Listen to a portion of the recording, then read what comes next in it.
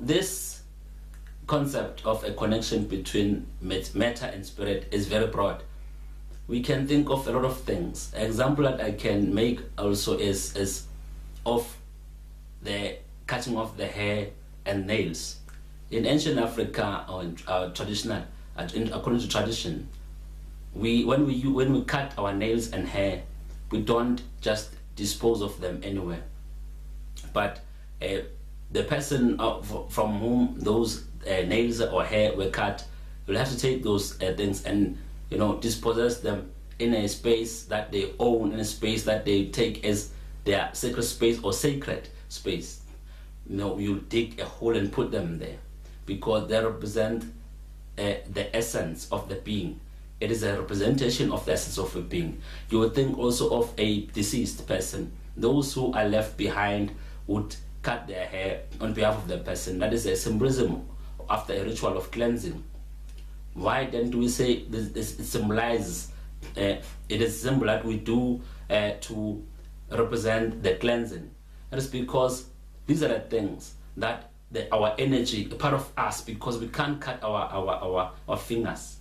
That it is the main part of us, it is an organ. But these things, as they are also a matter, which is part of us, we'll cut this thing to represent a loss and start a new phase. A phase that will be without, not necessarily a connection, but will be without a bad memory of the person, because every phase, everything, every journey, when we lose someone, it is a representation that we represent that we had lost a person in us, because we take ourselves with all of our organs, including nails and hair, as a complete body, including our family members and relatives. Now, when we lose someone, we'll have to represent in us that it is a loss. It is how we contribute, or rather how we symbolize a loss. Now, this is because there is a connection between a material thing and the spirit itself. Now, imagine a person who is performing a ritual of cleansing, cut off their hair, and you come and buy the hair. That hair to that person symbolized misfortunes. It symbolized sadness, grief, and you come and take that hair. And take that hair because you want to look beautiful. Does therefore mean that the negative energy in that hair is not taken with? Our African tradition taught us that you take everything with, because the energy is something that is still revolve or around everything. Why am I saying that? I'm saying that because even if a deceased is a member of the family, their clothing, if they're going to be shared among the members of the family, they have to, a certain ritual has to be performed to cleanse and neutralize the energy of that person from that material. We'll find that we wait for a certain time, and there'll be something that we'll be doing to cleanse the clothing, or they'll have to be kept in a place where the light will shine. Will have to be lit throughout the whole 24 hours, even more. So at this pattern, these things cannot possess the dark energy. The dark energy is the energy of grief, the sadness, because a disconnection with your loved one is not a happy one. It is a sad one. It is grief. Now, those things, when we have to lit the fire or a light in the space where those things are kept, it is precisely to cleanse them, to neutralize the dark energy, the heavy energy that these things, these materials had possessed. Now, the concept of possession still is an answer to our subject, because, like I said, energy possesses things.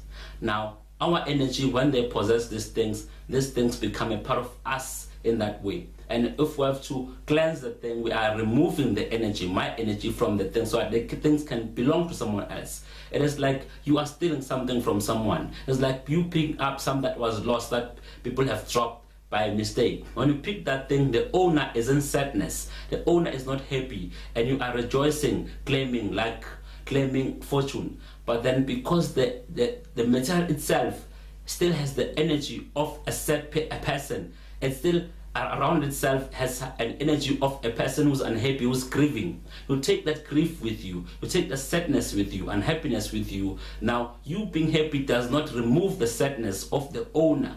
Now, but there have to be a ritual performed to cleanse those things. But today we don't do those things because we dismiss everything as superstition. That is not good. Because how then do we explain the concept of a ghost haunting a space, of a ghost not want to detach from their house, from their car, from something so little as money? You'll find that a ghost that will haunt a money in a way that you can't even get or possess or do anything with that money. That shows that there is a connection between spirit and matter, because money is matter, but a ghost or a deceased person is a spirit. Now, why do they still attach? It's because there is a connection. That connection has to be detached, has to be disconnected from that matter. It is based on the love or the admiration of material things. You find that most of the time, people who don't want to disconnect from material things are people who had valued those things so much. Now, we won't know whether what we're buying was valued, how much it was valued by the owner. Now, the safest thing it is to perform a ritual and neutralize these things. Black people have got a rich culture, and we come from a tradition that embrace this concept of cleansing. Even if you buy a house, you have to cleanse and introduce the house to the ancestors. Even if it's a car, everything has to be introduced, because we believe that things are not owned by us. For example, an idea. You don't create an idea, it comes. It is conceived. And as it is conceived today, we know of words like copyright. Now, when you copyright, you've got the right of the copy. How is that a copy? It's because you don't own the original essence of an idea. It came to you as a given, as something that was borrowed, because you have to utilize it for the spirits, for the ancestors. Hence, I say the spirit manifests in flesh. It cannot manifest without flesh. Now, that idea has to be copyrighted. You own the rights of a copy, not of the original thing, because ideas, we don't own them. Now, these are the concepts that we deal with when we are trying to explain the connection between matter and spirit.